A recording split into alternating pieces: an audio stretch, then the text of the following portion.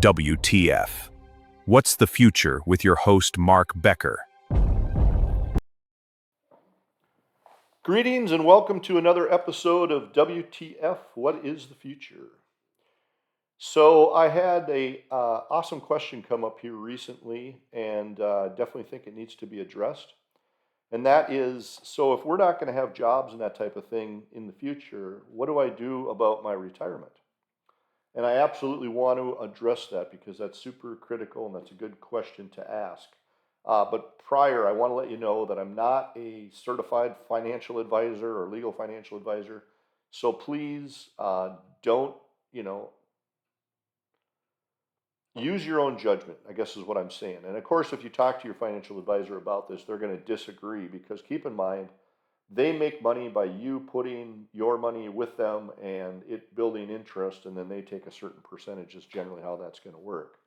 So it goes against their, to their negative if they agree with this and let you go forward with my advice. But again, um, you need to make those decisions with your financial advisor. I'm just going to give you my perspective based on my very honest belief on what the future holds with capitalism and finance and all that fun stuff due to AI primarily. Prior, though, I think it's important to reiterate why I think people are going to lose their jobs by the absolute masses. I honestly believe in 5, 10 years at the very most, we're going to have at least 80 to 90% of people out of work. I really, really believe that. I mean, your jobs like I mentioned it earlier, waitress, bartender, nurse, social worker, that type of thing, I absolutely think is still going to be human for a long, long time. But any job, or it's like customer service, is another great example. But, and even in customer service, it depends on the job, right? Because I'll give you an example. I called a transit company recently and talked to a human, and she just kept telling me, well, our policy is you need to contact the shipper. And it's like, you guys clearly made the mistake on delivering this to my house. They're in a different country. We have it in the US now. You can't even tell me where my packages are, and you want me to call Taiwan and ask them where my package is in the US? Seriously? And I mean, so, that's the thing that AI is very less likely to screw up because they're going to be able to access all this information and not be tied to the limited information that this person has on their computer screen or whatever the case. So, even jobs like that, I think, are at risk. And, the reason I feel this is positive is because I think it's going to really open up a lot of opportunities for us to do things that we'd rather do, like fish. And I think AI is going to help us find a lot of hobbies we didn't even know we really were interested in just by telling it, here are my hobbies that I have now. Here are my interests. These are the things I'm really good at. These are the things I'm not. What do you think I should do as far as, my passions moving forward? But the reason these jobs are going to disappear by the millions is because it is so much less expensive. I mean, money always talks, right? If I can buy or rent a robot, let's say 20 grand a year, to eliminate an employee, I'm paying, call it 25 a year. But in addition to that, I'm paying their insurance. I'm paying for HR department to support them. I'm paying if they're on vacation. I'm paying if there's a legal issue or somebody gets hurt or, whatever the case. So there's just so much less risk and issues with having these AI robots do the work for us. So that's why these companies are going to do it. And it's the same thing whether you're a surgeon. These are going to be more accurate at surgery than we are because they don't have air and they can get down. There's a robot that plays ping pong and it can kick butt on most professionals already. And so the accuracy and the quickness is insane. It's got to tip that paddle just right on a ping pong table each time just to be right. And it's already beating potentially everybody, but most people for sure. So if you think that it's not going to be able to outdo us as far as our ability, our dexterity in our hands, Tesla's Optimus robot has the same amount of joints. I think it's 29 in each hand.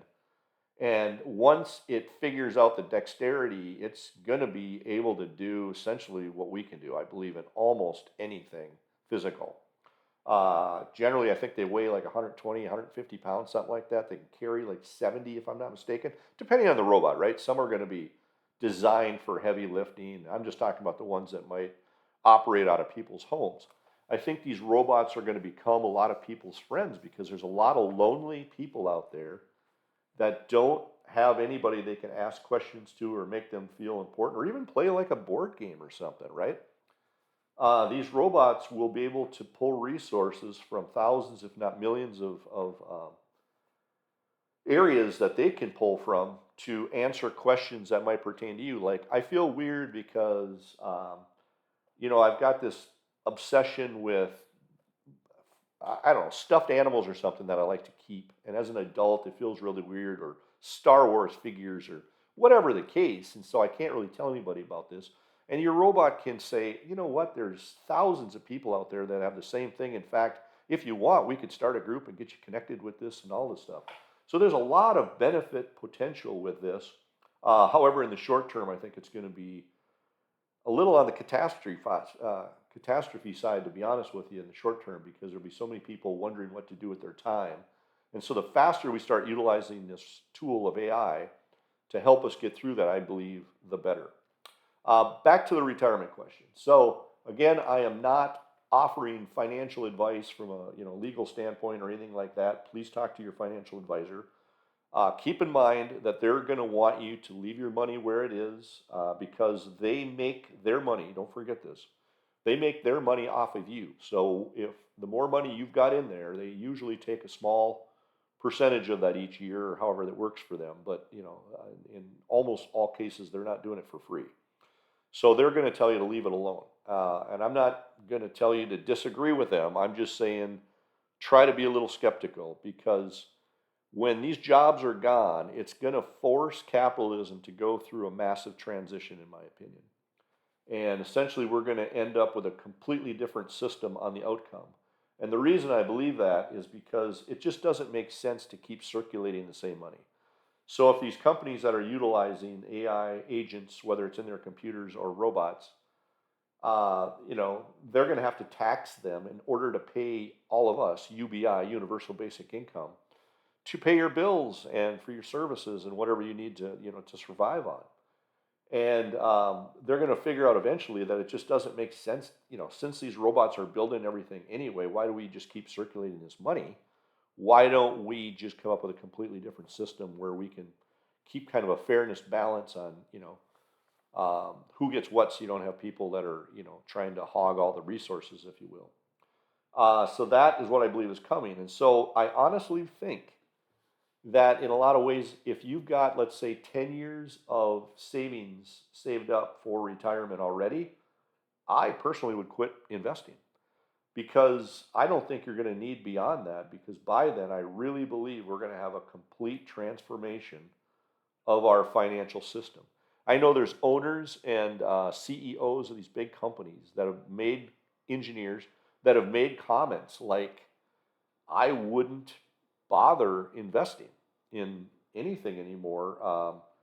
So let's say you're 40, you're going to work for 10 years anyway if you can. I don't think you'll be able to, but again, this whole system is going to have to kick in place. So I'm not telling you to necessarily stop, but if you do have a nest egg of like 10 years built up, I personally wouldn't worry about saving too much beyond that at this point.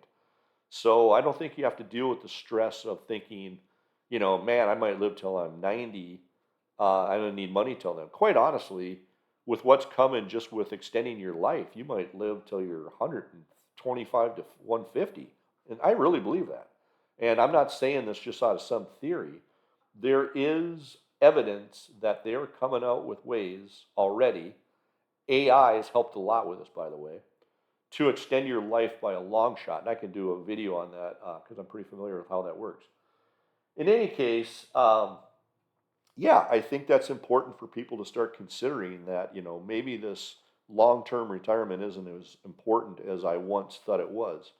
Another question that came up that I won't necessarily address today, I don't want the video to be too long, but also I feel fortunate that my son Austin, has offered to come on and talk to me about the question of what about, young adults that are going to college. Does it even make sense anymore?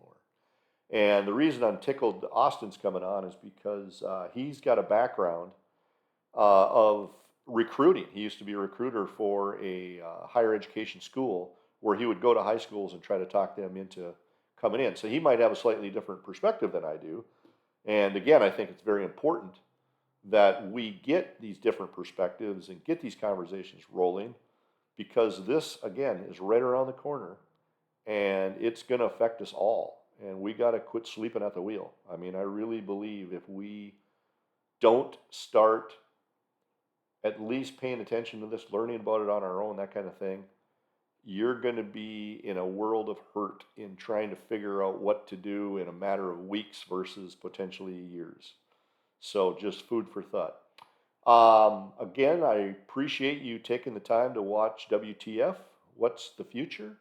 And if you have any questions at all, feel free to list them in the comments. Or again, I welcome you to say, I want to come on and ask you questions or be asked questions because I want the tough conversations. I want people to see and hear everything they can possibly know about this as fast as possible because we don't have a lot of time.